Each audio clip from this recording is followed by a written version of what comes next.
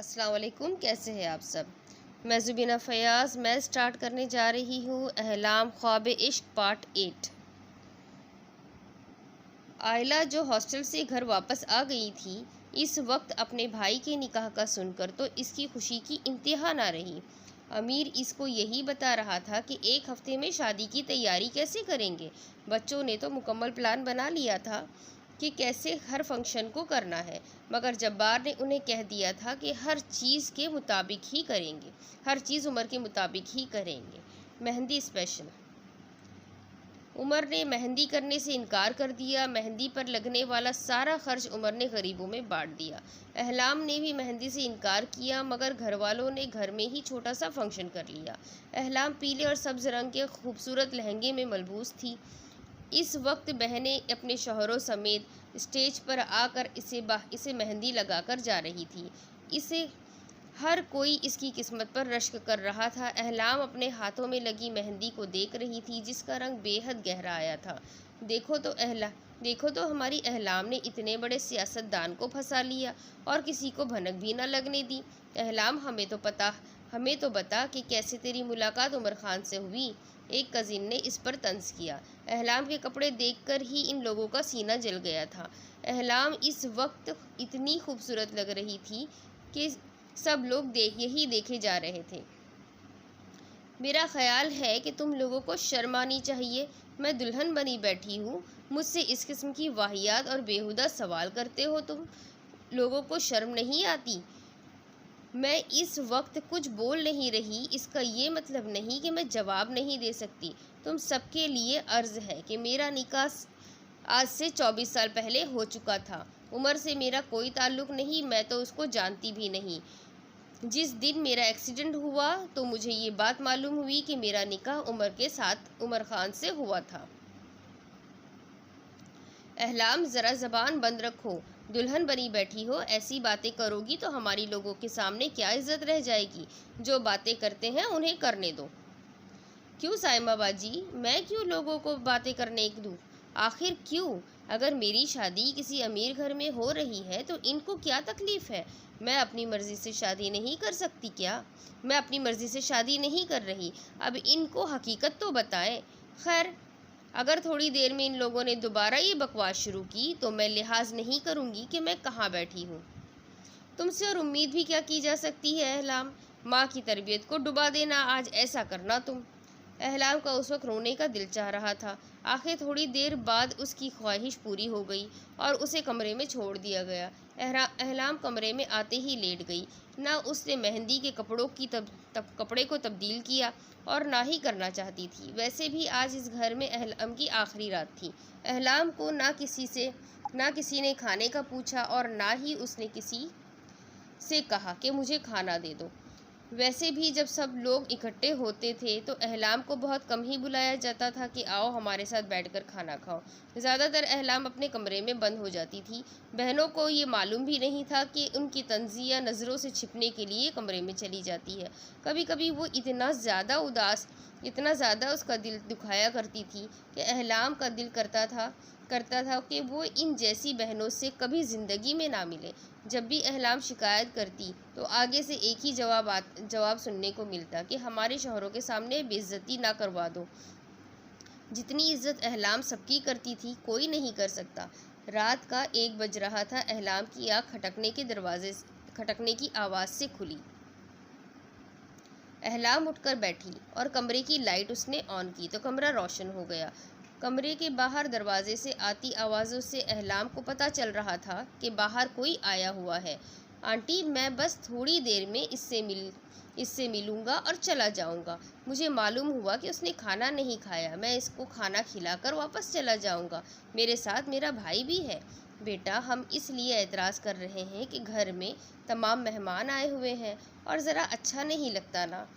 आप किसी को पता मत चलने दीजिएगा। मैं बस अहलाम को खाना खिलाकर चला जाऊंगा। आप परेशान मत हो। अहलाम वैसे भी मेरी बीवी है, मेरे लिए कोई रस्म अहमियत नहीं रखती, तो मैं तो बस इंतज़ार कर रहा हूँ कल का। इसके बाद इन सब लोगों की ज़बानों पर वैसे भी ताला लग जाएगा। दरवाज़ा खुला और अंदर आने वाला उमर था। एहलाम का दुपट्टा साइड पर पड़ा हुआ था। एहलाम ने फौरन दुपट्टे की तरफ हाथ बढ़ाया और गले में डाल लिया। अस्सलाम वालेकुम, कैसी हो एहलाम? घर में बहुत सारे मेहमान भरे पड़े हैं। किसी ने तुम्हें ऐसे मेरे पास देख लिया तो हजार तरह की बातें बनाएंगे। बातें बनाते हैं तो बनाने दो। मुझे फ़ोन पर बताया किसी ने कि तुमने खाना नहीं खाया। तुम्हें किसने बताया उमर कि मैंने खाना नहीं खाया? जहाँ तक मुझे मालूम है मेरी बहनों में से कोई इतना रहम दिल तो है नहीं कि वो तुम्हें फ़ोन करके कहे कि उमर एहलाम ने खाना नहीं खाया। बेफिक्र रहो, तुम्हारी बहनें ना सही मेरे अपने बहुत से बंदे हैं जिन्हें अपनी मलिका की बेइंतहा फ़िक्र है।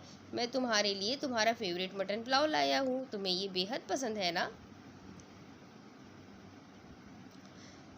उमर उसके पास बैठा और अपने सामने डब्बे के अंदर से पुलाव निकालने लगा।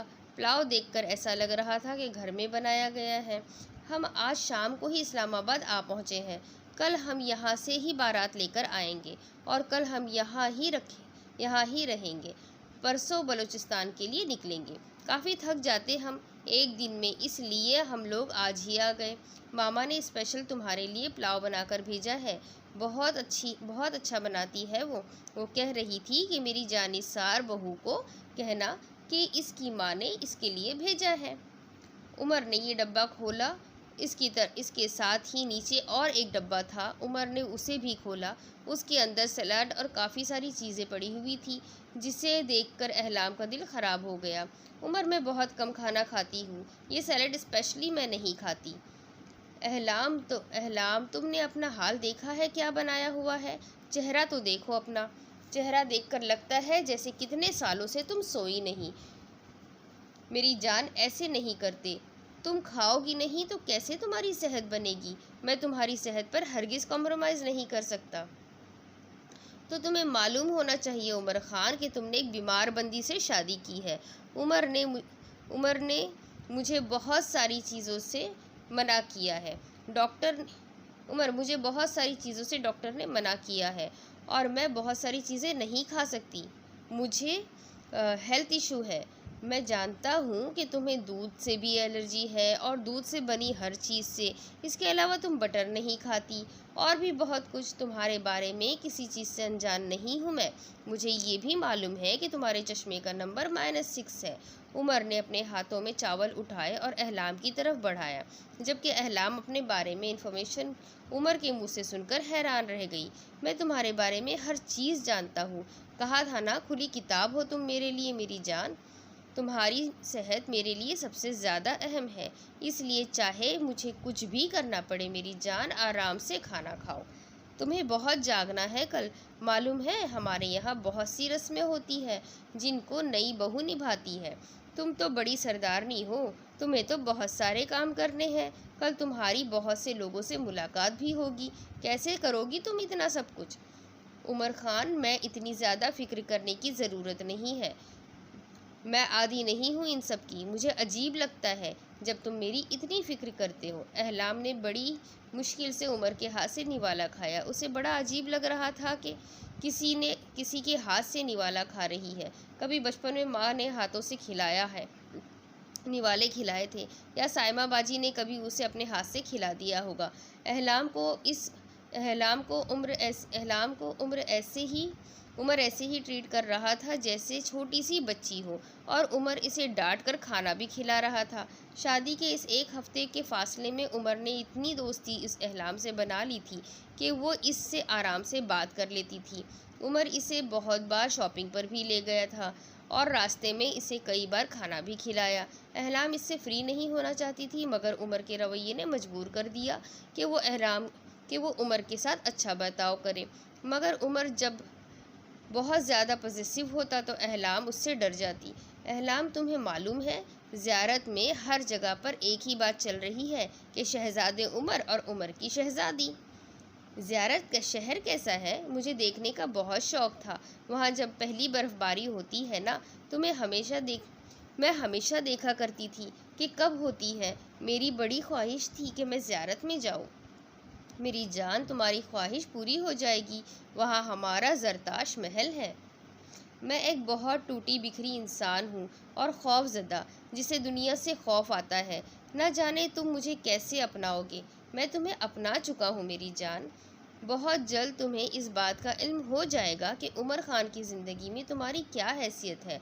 उमर तुम्हारे बगैर कुछ नहीं। मेरे जाने का वक्त हो गया है। ये तुम्हारे पास पड़ा है, इसको पी लो। उमर ने उसे माल्टे का जूस दिया जो उसने बड़ी मुश्किल से ख़त्म किया। इसके साथ ही उमर ने इसे गोली भी दी, जिससे इसके सर का दर्द ठीक हो जाता। थोड़ी देर में अहलाम सो गई और उमर कमरे से बाहर निकला। उमर आज की रात है, अहलाम को सुकून से सोते देखना चाहता था। उमर को खबर देने वाला कोई नहीं था, बल्कि अहलाम की हर तकलीफ़ का इल्म उमर को खुद ही हो जाता था। घर से बारात निकलने की तैयारी हो रही थी। इस्लामाबाद में जब्बार ने बहुत बड़ा महल नुमा घर ले रखा था। जब भी ये लोग इस्लामाबाद आते तो इसी घर में ठहरते, और अब उस घर से उमर की बारात निकल रही थी। गौहर यानी कि उमर की ताई कमरे से निकली और सबको आवाज़ देने लग गई कि जल्दी से आ जाए, क्योंकि उमर की सेहराबंदी करनी थी। सब लड़कियां कमरे से निकली। इस वक्त सभी तकरीबन दुपट्टे में थी, क्योंकि इनके यहाँ जब कोई गैर महरम गैर आदमी बाहर से आते तो दुपट्टे का ख़ास ख्याल रखा जाता था। उमर के काफ़ी दोस्त भी सेहराबंदी में आए हुए थे, जिसकी वजह से तमाम लड़कियां तकरीबन पर्दे में थीं। सब ने अपने आप को मुकम्मल तौर पर ढक कर रखा था। अमीर उमर को लेकर आया और सहन के वसत में उसे बिठा दिया गया। अनाबिया कमरे से सहरा लेकर आई। उस वक्त अनाबिया और गौहर दोनों साथ खड़े हुए थे। जब्बार अपने बेटे को देख रहा था। आज पूरे 25 साल बाद उसका बेटा इस मुकाम पर था कि शादी होने वाली थी। जब्बार ने कभी सोचा भी नहीं था कि इसकी दास्तान कहाँ से शुरू हुई थी और कहाँ पर ख़त्म हो रही है। देख ले शहजादे, आपके बेटे की शादी का वक्त भी आ गया। अब तो कुछ ही सालों में हमारे यहाँ पोते पोतियाँ हो जाएगी, फिर हम तो बूढ़े हो जाएंगे। शहजादी, हम कभी बूढ़े नहीं होंगे, बल्कि थोड़ी उम्र ज़्यादा हो जाएगी। अच्छा है ना, हमारे बेटे बड़े हो गए हैं, जिम्मेदारी संभाल ली है। अब इन्हें जिम्मेदारियाँ देकर अपनी ज़िंदगी में आराम करेंगे। हमारी उम्र आराम की है और बच्चों ने ही जिम्मेदारियाँ संभालनी है। दोबारा ऐसी बात मत करना। आपने तो अभी हमारे साथ देखे हुए कितने ख्वाब पूरे करने हैं। अनाबिया और जब्बार दोनों अपने बेटे के पास आए। अनाबिया ने उस वक्त अपने मखसूस नीले रंग के लिबास में मलबूस थी, जो फ़्रॉक की सूरत में उसके पाँव तक आ रहा था।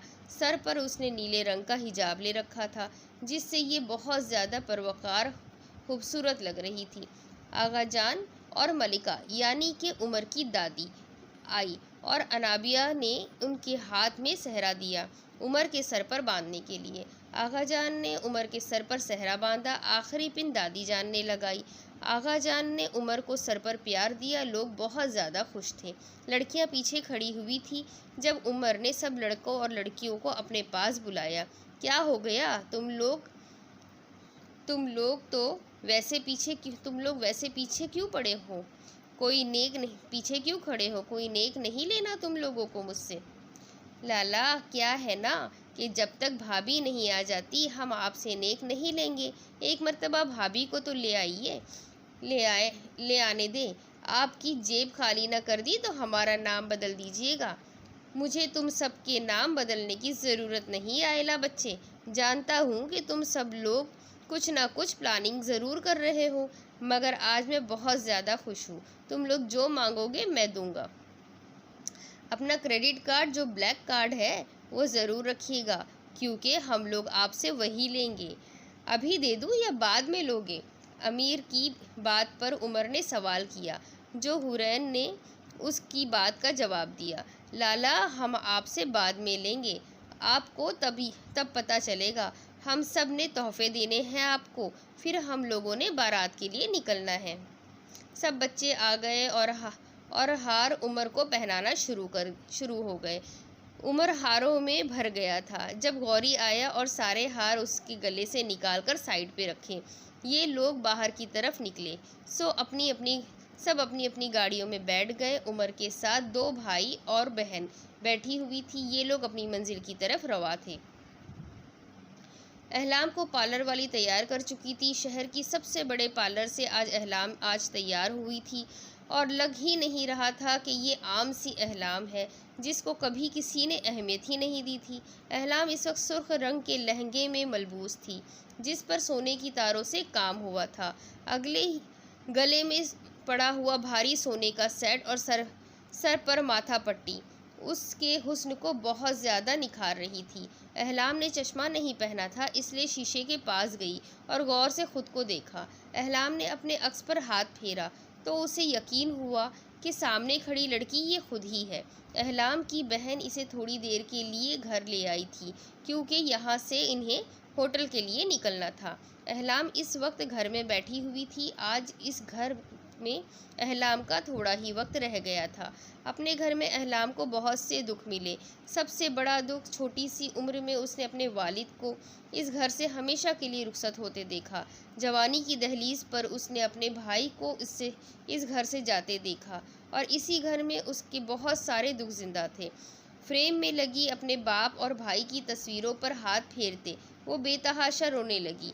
इसे आज भी याद था कि एक मर्तबा भाई से शदीद लड़ाई हुई थी तो गुस्से में उसने ये ख्वाहिश कर दी कि उसकी शादी पर रुखसत करने के लिए भाई मौजूद ना हो। उसने यही कहा था कि अगर भाई हुआ भी तो वो इसको रुखसत करने का हक नहीं देगी। जब वो मर गया तो उसे एहसास हुआ कि इसने क्या चीज़ खो दी है। जैन के जाने के बाद अहलाम बहुत ज़्यादा रोई कि अब मेरी शादी पर मेरा भाई तो मेरे सर पर हाथ रखने के लिए होगा ही नहीं। कभी कभी गुस्से में इंसान कोई ऐसी बात कर देता है जो पूरी हो जाती है तो बाद में सारी ज़िंदगी उसका पछतावा रहता है। अहलाम के दिल में भी ये पछतावे के सिवा कुछ भी नहीं था। अपने भाई की तस्वीर को चूमते हुए यही सोच रही थी कि जब वो ज़िंदा था तब सब लोग उसके साथ कैसा रवैया करते थे और इसके जाने के बाद ज़िंदगी कितनी अकेली हो गई। अहलाम की वालिदा बेटी को देख रही थी क्योंकि अहलाम की वालिदा भी बेटी के जाने के बाद अकेली होने वाली थी।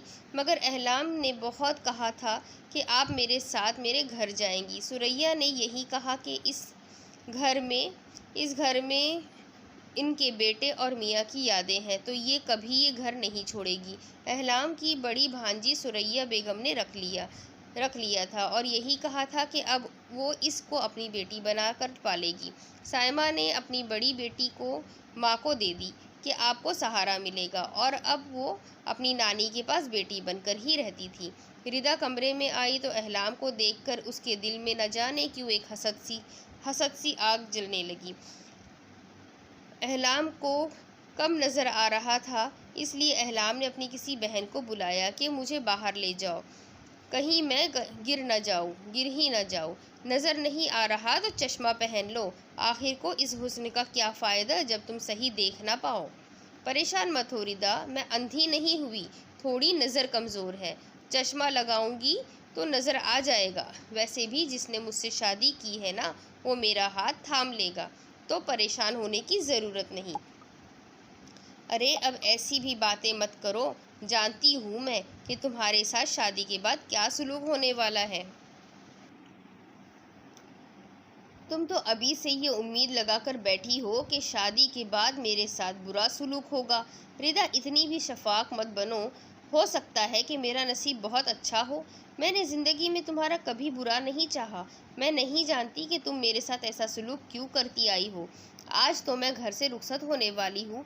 आज तो तुम अपनी सारी कड़वाहट मिटाकर अपनी बहन को गले लगा लो, मगर फिर भी तुम्हें वही याद रहा जो हमेशा तुम करती आई हो। अब मैंने तुम्हें ऐसा क्या कह दिया दुल्हन बनकर भी तुम्हारी ज़बान को काबू नहीं है। ज़बान मेरी काबू में नहीं है या तुम्हारी रिदा।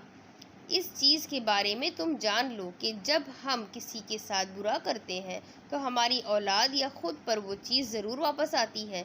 जितना तुमने मुझे सताया है ना ज़िंदगी में, हो सकता है कि मुस्तकबिल में मेरी तकलीफ़ का बदला तुमसे लिया जाएगा, मगर तुम मेरी बहन हो और मैं कभी नहीं कहती कि तुम्हें कोई सज़ा मिले। मेरी यही दुआ है कि तुम्हारी औलाद नसीब वाली हो और खुदा तुम्हें दुनिया की हर खुशी दे।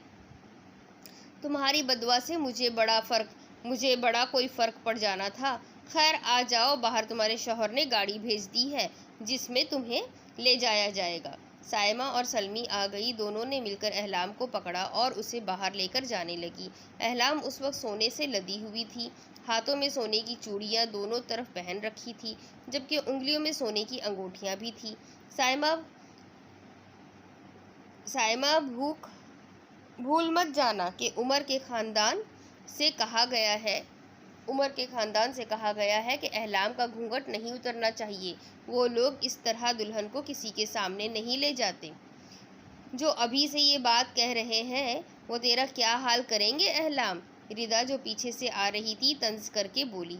अहलाम उसकी तरफ देखकर गुस्से से बोल पड़ी, ना आओ मेरी शादी में, ज़रूरत नहीं तुम्हें आने की। अगर ऐसी ही बातें करनी है तो मुझे रुखसत मत करो। घर ही बैठी रह जाओ तुम। घर ही बैठी रह जाऊंगी मैं।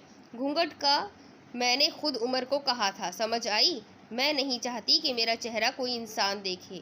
मैं यही चाहती हूँ कि मेरा महरम सिर्फ मेरा चेहरा देखे। बड़ी आ गई खुद को ढकने वाली, जैसे हमेशा सर पर चादर लेकर फिरती हो। रिदा बकवास बंद करो,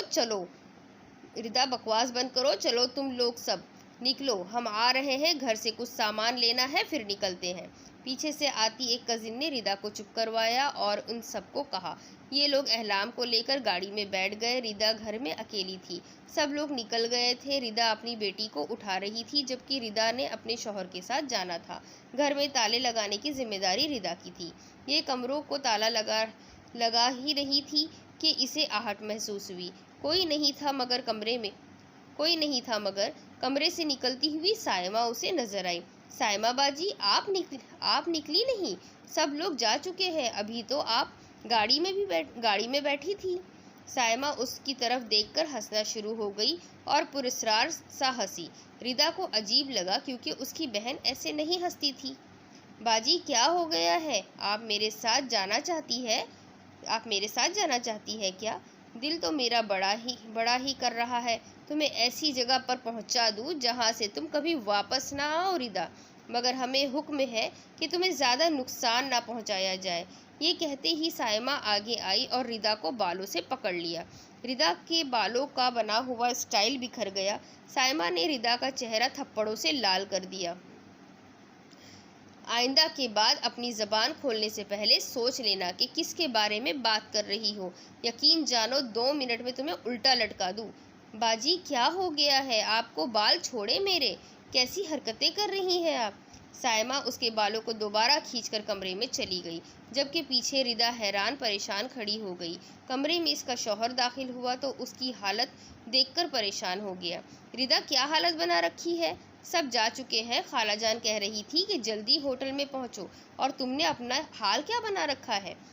देखिए आप, साइमा आपी अभी कमरे में गई और मेरे बाल खींच कर गई है। मैंने तो ऐसा कुछ भी नहीं किया। तुम्हारा दिमाग खराब हो गया है रिदा। साइमा बाजी रास्ते में गाड़ी में जा रही थी। उन्होंने गाड़ी रोकी और मुझे कहा कि मैं घर जाऊं, तुम मेरा इंतज़ार कर रही हो। आप पागल तो नहीं हो गए? अभी निकली थी कमरे से वो। रिदा दिमाग खराब नहीं करो, जाओ फौरन से तैयार हो, मैं छोटी को लेकर जाता हूँ, गाड़ी में इंतज़ार कर रहा हूँ। रिदा फौरन से कमरे की तरफ भागी। अंदर देखा, बाहर जाने का कोई रास्ता नहीं था, जबकि एक कमरे में कोई मौजूद भी नहीं था। रिदा का पूरा वजूद पर पसीने में नहा गया। बाहर से आते शौहर की आवाज़ पर उसे तैयार होने के लिए जाना पड़ा, मगर उस वक्त ये इतना ज़्यादा डर चुकी थी कि वापस यहाँ आना इसके लिए अजाब हो गया था। उमर स्टेज पर बैठा हुआ था। बारात काफ़ी देर से आ चुकी थी, बस अहलाम का इंतज़ार था। ये लोग इंतज़ार ही कर रहे थे कि सामने से आती हुई अहलाम नज़र आई। इनकी दोनों तरफ से बहनों ने थाम रखा था। उमर ने देखा कि अहलाम मुकम्मल तौर पर घूंघट में थी और पता नहीं चल रहा था कि वो कैसी लग रही है। जब्बार जो उस वक्त अंदर औरतों वाली साइड पर आया हुआ था, अहलाम की तरफ गया और उसकी बहनों को बोल पड़ा, बेटा आप लोग जाइए, अहलाम बेटी को हम वक्त पर ले जाएंगे। हम इसके वालिद हैं। हमें खुशी होगी कि ज़िंदगी के इस मोड़ पर हम अपनी बेटी को खुद लेकर जाएं। आप लोग जाइए। अनाबिया भी साथ ही आकर खड़ी हो गई। दोनों अपनी बहू को लेकर जा रहे थे। अहलाम का एक हाथ जब्बार ने थामा हुआ था, जबकि दूसरा हाथ अनाबिया ने। हॉल में बैठी हुई सारी औरतें इन लोगों को देख रही थी। अहलाम बहुत ज़्यादा खूबसूरत लग रही थी, मगर इसका चेहरा वाज़ेह नहीं था। सबको बहुत ज़्यादा तहजिस हो रहा था कि अहलाम कैसी लग रही है। उमर स्टेज से उठा और अहलाम की तरफ बढ़ा। जब्बार ने अहलाम का हाथ उमर के हाथ में दिया। बेटी है हमारी, ख्याल रखना इसका, ले जाओ ऊपर। उमर अहलाम का हाथ थामकर उसको स्टेज पर लाया और बिठा दिया। अहलाम की बहनें रस्म करना चाहती थी, मगर उमर ने उनसे कहा कि पहले अहलाम को बैठने दिया जाए, उसके बाद जो चाहे रस्म वो लोग कर सकती है। अहलाम की बहनों ने मिठाई और दूध की रस्म की। औन और अमीर उस वक्त भाई के साथ खड़े हुए थे। बहुत सारी रस्में की गई। उसके बाद अहलाम को मालूम हो गया कि उसकी रुखसती का वक्त आ गया है। आज अहलाम दूसरे घर जाने वाली थी। उसका सफ़र अपने माँ बाप के घर ख़त्म हुआ, जहाँ ये पैदा हुई थी, जहाँ इसने बहुत सा सफ़र गुजारा था। अहलाम एक ही बात कहा करती थी कि औरत का कोई घर नहीं होता। जब वो पैदा होती है तो उसे कहा जाता है ये तो पराई है, अगले घर जाना है। जब वो शौहर के घर जाती है तो हर वक्त इस चीज़ का डर लगा रहता है कि अगर शौहर ने किसी बात पर घर से निकाल दिया तो कहाँ जाएगी। घर में भाई या माँ बाप तो नहीं रखेंगे। औरत का कोई घर नहीं होता। अहलाम हमेशा यही कहती थी। शायद इसकी बात ठीक भी थी, मगर बहुत कम हद तक। औरत अपना खुद का घर बनाती है। जब वो मजबूत हो तो कोई इसको तोड़ नहीं सकता। ये बात भी अहलाम अच्छे तरीके से जानती थी। एक मजबूत औरत घर का सुतून होती है। जब सुतून ही मजबूत ना हो तो घर जल्दी टूट जाता है और फिर सुतून को दोबारा घर बनाने की जगह कहीं नहीं मिलती। रिदा स्टेज पर आई और अहलाम को नीचे लेकर जाने लगी। उमर उसको देखकर बोला, रिदा आप जाइए, मैं खुद अहलाम को लेकर आता हूँ। अहलाम को